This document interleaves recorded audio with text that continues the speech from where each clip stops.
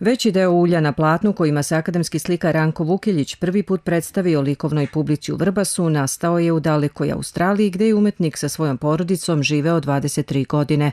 Baš zato sa posebnim zadovoljstvom ističe da njegovi radovi odišu kulturom naroda kome pripada.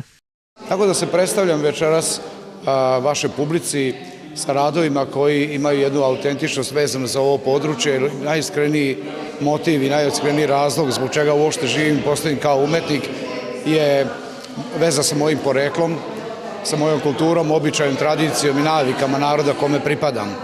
Tako da nudim jedno slikarstvo koje uz veliku zahvalnost i poštovanje svih velikih majstora kroz periode istorijske.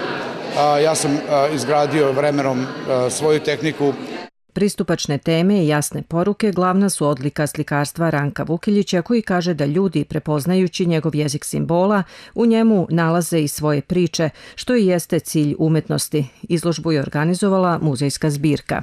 Želim da vas pozdravim u ime muzejske zbirke i Kulturnog centra Vrbasa i da vam se zahvalim na dolasku i da vam, kažem i objasnim zbog čega je malo neobično da muzejska zbirka organizuje izložbu, a da ona bude u galeriji. Jedan razlog je što je i sam autor želeo i vidite zbog čega ovako jedan lep i širok prostor, a drugi je što smo i mi u velikim radovima. I da pomenemo i lepi i nesvakidašnji gest umetnika koji je odlučio da Vrbasu pokloni jedan svoj rad pod nazivom Kolevka sa željom, kako je rekao, da nam se rađa što više dece.